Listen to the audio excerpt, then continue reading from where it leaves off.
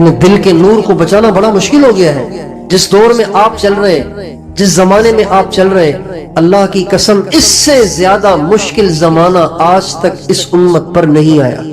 اس سے زیادہ مشکل زمانہ نہیں آیا کہ یہاں بیٹھ کر آپ یورپ کی عورتوں کو دیکھ سکیں، یہاں بیٹھ کر وہاں کی بے غیرتی اور بے حیائی کا مشاہدہ کر سکیں. یہ تو کبھی بھی نہیں ہو سکا تھا، یہ اب ہو سکتا ہے. تو اگر ایمان کو بچانا ہے، اگر دل کے نور کو بچانا ہے، اگر اپنے تقوی کو بچانا ہے، اگر اپنی دنیا اور آخرت کو بچانا ہے، تو آپ کو گردن جھکا کر اپنے آپ اپنی گردن کو جھکانے کی عادت ڈالنا پڑے گی، ورنہ کوئی سی بھی نظر آپ کے اندر کا صفایا کر دے.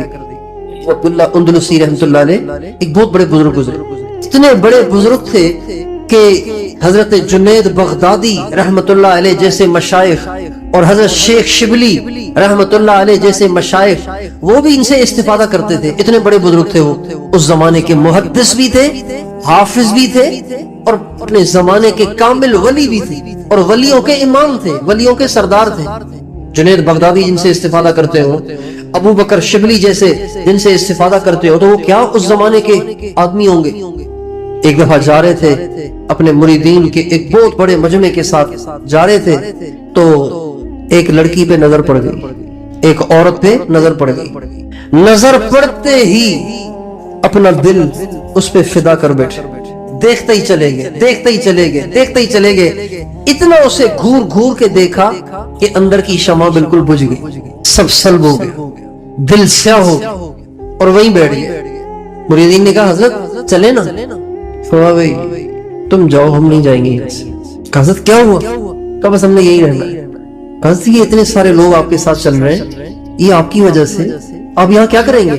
کہا بس چھوڑو ان باتوں، بس ہم نے یہی رہنا ہے. کہا حضرت یہ اندلس میں اتنی ساری خانقاہیں آپ ہی کے دم سے آباد ہیں، ہزاروں مریدین آپ کی برکت سے اللہ اللہ کر رہے ہیں، اور کتنے سارے اللہ والے بن رہے ہیں، اور کتنے سارے آپ سے حدیث پڑھ رہے ہیں. آپ یہاں بیٹھ آپ کہہ رہے ہیں میں یہاں بیٹھ رہا ہوں، آپ چلے نا. بہت منتیں کی، کئی دن گزر گئے ان کو سمجھاتے اور ان کی منتیں کرتے کرتے. حضرت تیار نہیں ہوئے، یہ سب چھوڑ کے آخر چلے گئے. جب یہ چلے گئے تو جس لڑکی پہ ان کی نظر پڑ گئی تھی وہ تھی عیسائی. اس کے باپ کے پاس گئے، کہنے لگے اندلس کا ہوں، آپ کی بیٹی سے شادی کرنا چاہتا ہوں، آپ کر دیں. کا شرط ہے. کا کیا؟ کا عیسائی ہو جاؤ. ایک شرط، اور 1 سال تک سور چرانے ہوں گے. دوسری شرط. قبول ہے تو بیٹی حاضر ہے. کا قبول ہے. اسلام بھی چھوڑ دیا اور سور چرانے پر بھی آمادہ ہو گئے اور اسلام چھوڑ دیا، نکاح ہو گیا.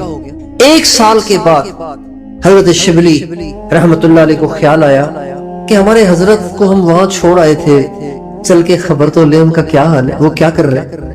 چلتے چلتے جب اس بستی پہ پہنچے اور وہاں والوں سے پوچھا بھی ہم یہاں ایک بزرگ کو چھوڑ کر گئے تھے، کہاں ہے؟ یہی ہے کہیں اور ہے؟ کہ یہی ہے. کہ کیا ہوا ان کا، کیا کر رہے ہیں یہاں پہ؟ کہ بس وہ ایک لڑکی پہ عاشق ہو گئے تھے، تو ان کے باپ سے کہا، اس نے کہا عیسائی ہو جاؤ، وہ عیسائی ہو گئے. انہوں نے شرط لگائی کہ خنزیر چراؤ، وہ بھی وہ خنزیر چرانے گئے ہوئے جنگل. حضرت شبلی کے تو پاؤں تلے زمین نکل گئی، زاروں قطار رونے لگ گئے، بے تاب اور بے قرار ہو گئے، اور چل پڑے جنگل کی طرف. گئے تو جس عصا پہ سہارا لے کر منبر رسول واز کہا کرتے تھے، اسی عصا پہ سہارا لیے ہوئے عیسائیوں والی ٹوپی اور عیسائیوں والا پٹا اپنی کمر پہ باندھ کے خنزیر چرا رہے. جب حضرت شبلی گئے اور ان کی نظر پڑی حضرت شبلی پہ، تو یہ بھی زاروں قطار رونے لگ گئے. کہنے لگے شبلی میرے حال سے عبرت پکڑو، اللہ بڑا بے نیاز ہے، اللہ جس کو جہاں پہنچانا چاہے پہنچا سکتا، میرے حال سے عبرت پکڑو. خود بھی رو رہے تھے اور وہ بھی رو رہے تھے. پھر فرمانے لگے شبلی میں اپنے اختیار میں نہیں ہوں، میں سمجھ رہا ہوں کہ یہ جو کچھ کر رہا ہوں یہ ٹھیک نہیں ہے، لیکن میں کیا کروں، مجھے اس نے خود ہی نے دربار سے دھکے دے کر نکالا ہوا ہے، میں کیسے اندر آ سکتا ہوں، میرے بس میں نہیں رہا واپس لوٹنا، آپ دعا کریں، بس میں واپس نہیں آ سکتا. حضرت شبلی نے کہا حضرت آپ کو سارا قرآن یاد تھا تو یاد ہے یا بھول گئے؟ کہ شبلی سارا بھول گیا، بس ایک آیت یاد رہ گئی ہے، وَمَن يُهِنِ اللَّهُ فَمَا لَهُ مِن مُكْرِمٍ، اللہ جسے ذلیل کرے اسے کوئی عزت نہیں دے سکتا. وَمَن يُهِنِ اللَّهُ، ایسے یہ آیت حافظ ہیں بیٹھے ہوئے نا، آیت ایسے ہی ہے نا، وَمَن يُهِنِ اللَّهُ فما لہو من مکرم، اللہ جسے ذلیل کرے اسے کون عزت دے سکتا ہے۔ کہ حضرت آپ کو ہزاروں حدیثیں یاد تھی، کوئی حدیث یاد ہے؟ کہ بس ساری حدیثیں بھول گئی، ایک حدیث یاد ہے۔ کہ وہ کیا؟ کہ من بدل دینہ فاقتلوہ، جو اپنا دین بدل دے اسے قتل کر دو، اسے زمین پہ رہنے کا کوئی حق نہیں۔